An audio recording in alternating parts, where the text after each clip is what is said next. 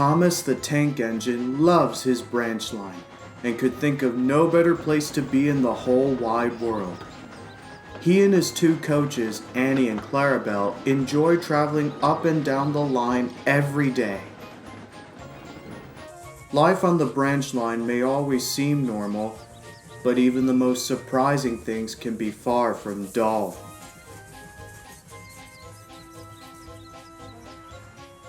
One day, Thomas was at Dryhouse Station waiting for Bertie to bring him passengers.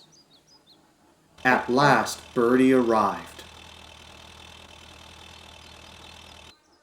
Morning, Bertie. You seem pretty excited about something. Have you been booked on another excursion? Oh, not this time, Thomas. It's more than that. Driver told me there's going to be a paper chase tomorrow, Thursday. A paper chase? Bertie, nobody can chase paper. If anything, it would all be blown away before anyone else could catch them. Oh, Thomas, he doesn't mean by chasing paper. A paper chase is a sort of racing game with a number of players. You see, the leader of the race is called a hare, who leaves a trail of shred paper behind, and everyone else, called the hounds, must try and catch him before they reach the finishing line. After that, they get to choose who would be the next hare, or to be it themselves.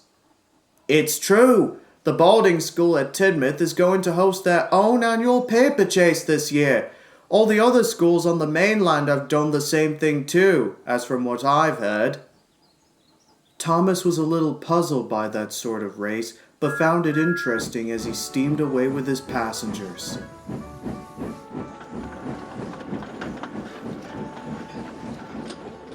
That night in the sheds, he told Percy and Toby all about it. That sounds very exciting. I've never seen a race like that before. I'm sure we might get to see it as we go about our work tomorrow, but I only hope those pupils are a little careful. What do you mean, Toby? Driver said there are a few daredevils who thought they are bold enough to do anything dangerous and nearly put their lives at risk, especially when crossing a railway line like trespassers. Oh dear, I hope those hounds wouldn't get hurt. I'm sure it can't be all that bad. Maybe, but right now, I think we should all get some rest. Thomas and Percy agreed, and so they did. The next morning, Thomas was at Elsbridge Station collecting some passengers. As he waited, he heard panting from the station car park. Sure enough, he saw a tall boy running along the road with a sling bag on his right arm and leaving out shreds of paper behind him. That must be the paper chase. It was. And soon Thomas saw some more boys running along behind, following the shreds of paper that had been left behind. There are 26 of them so far.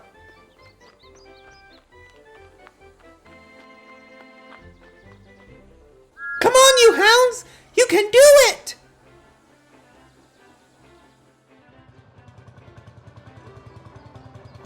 Further down the branch line, Terence was working in his field when he noticed the hare hurtling down the main road.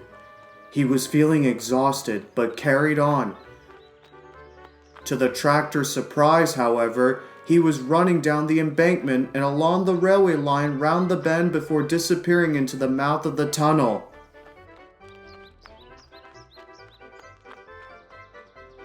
Hey, you can't go down there! It's dangerous!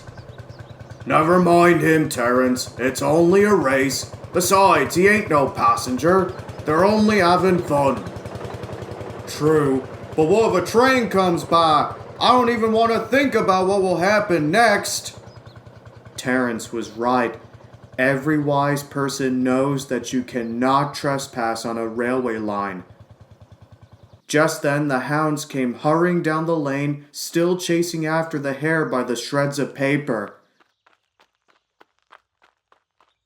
One hound, who was wearing a green jersey, breathlessly followed behind with the others into the tunnel.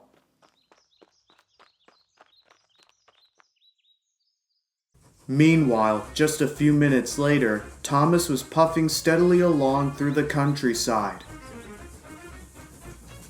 Come along! Come along! We're coming along! We're coming along! They passed by the field and were soon approaching the tunnel.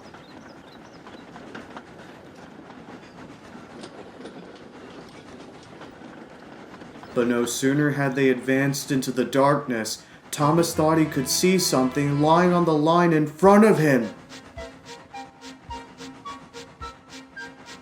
Stop! Stop! There's someone on the line!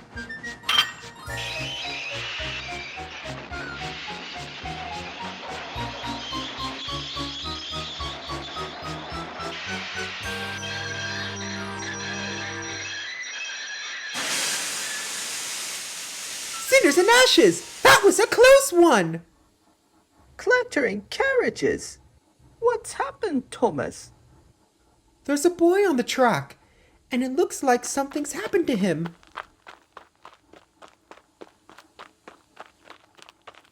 Hey up, why have we stopped? There's a boy lying beside the track. We'll check to see if he's okay. Meanwhile, go back and put detonators along the line to warn approaching engines from any incoming collision. So the guard did just that. The passengers were a little confused at first, but after some explanation, they now understood. Thomas watched anxiously as the driver and fireman went to check on the boy. Is he alright, driver? I hope he's not dead. I think he'll be okay, Thomas. Looks to me he's just fainted, that's all. I'm not surprised by how much of a scrape could be. He does look kind of familiar, though, but I'm not sure exactly. Oh, I do hope he wakes up soon. Me too. I'm so worried.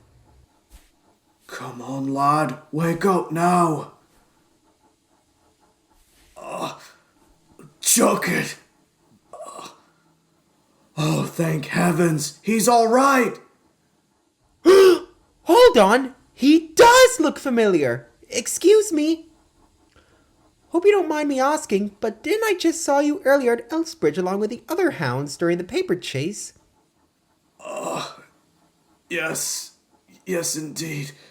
I'm one of those lads who attends an old boys' school at Tidmouth. Who are you? I'm Thomas. Thomas, eh? I hear lots of stories about you from my auntie and mother. So how'd you end up like this? I was trying to catch up with the others, and as I did, I felt my bootlace go untie, and then suddenly, I think I've accidentally tripped on something, and I think I broke my leg. Do you think you can move a little if we help you? I suppose I could.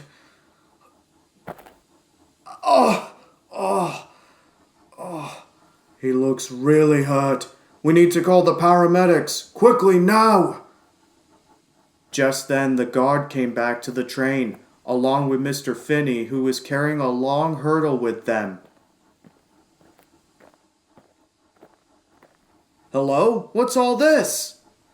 I was going off duty when your guard came running back up and told me what had happened. So we're going to carry him back to the farm with us. My wife's already phoned the hospital. So the fireman, guard, and Farmer Finney carefully helped the injured boy onto the hurdle. His boot had to be taken off, and it felt rather sore. Then, slowly, they lifted him out of the tunnel.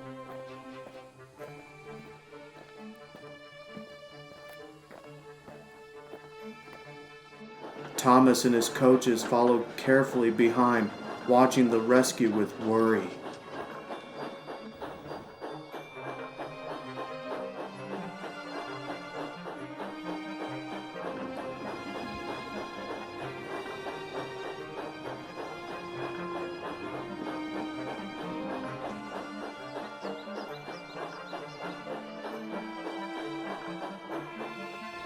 They arrived back at the field and were surprised to find Mrs. Finney waiting for them beside Terence with some bad news. I got another call back from the paramedics, but I'm afraid to say that the ambulance has broken down on the way here. They said it will be a while before they can get going again. Botheration! Whatever shall we do? Hang on a minute. What if we could take the boy to hospital ourselves? Wellsworth is the closest station there, and it would be much smoother and quicker too. And so it was arranged. Mrs. Finney phoned the hospital again. And a few minutes later, Bertie arrived to collect Thomas's passengers.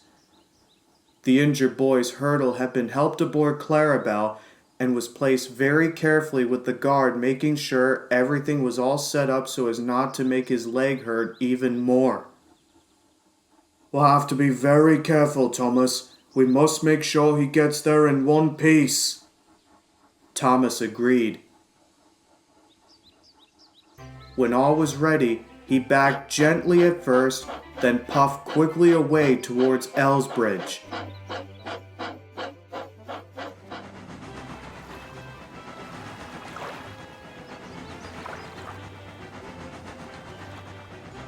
Luckily, all traffic was halted along the branch line so that Thomas could have a clear path.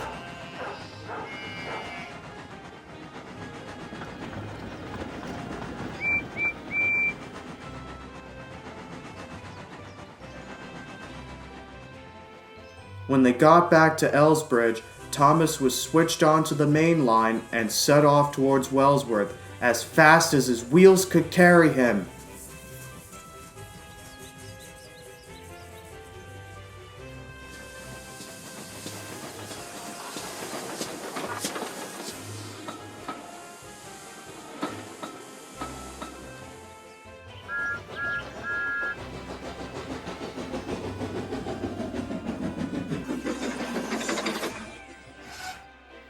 When they finally reached the station, the boy was helped off the train where another ambulance was waiting in the car park to take him to the hospital.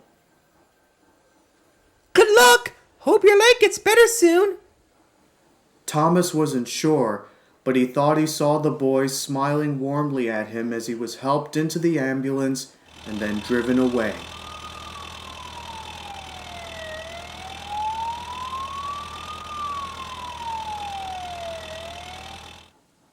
When the Fat Controller heard the news, he came to congratulate Thomas later that evening. Well done, Thomas! I am very delighted with you for once again taking the initiative by helping the boy to hospital.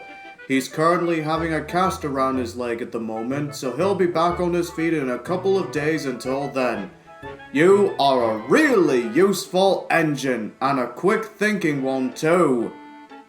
No problem, sir. After all, I couldn't just leave him badly hurt when the ambulance couldn't make it. No, indeed. We couldn't allow that. The following day, Thomas arrived at Elsbridge where he saw a familiar old figure standing on the platform.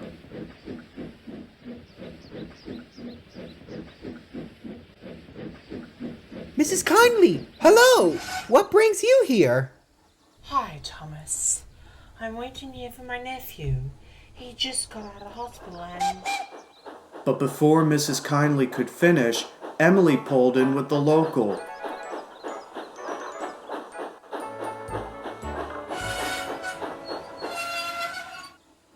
As the passengers disembarked, Thomas saw a familiar boy with the same green jersey walking steadily out from one of the carriages holding on to crutches. Cinders and ashes! You are the same boy I've rescued from the tunnel near Hackenbeck. That's right, Thomas. This is my nephew, Ian.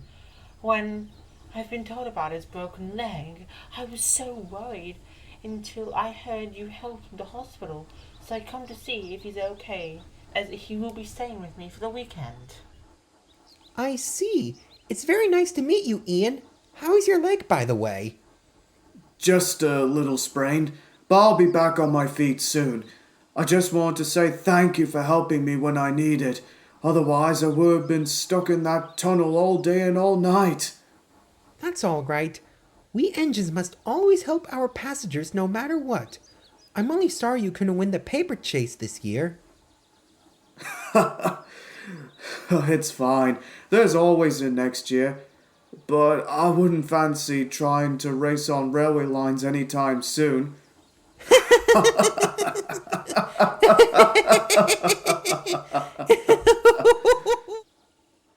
Ian's legs soon got better in a few days' time and is now back at Tidmouth boarding school. He and Thomas have now become firm friends since that day. And sometimes he would often get a chance to ride on him wherever he goes to visit his aunt's cottage when he has the chance.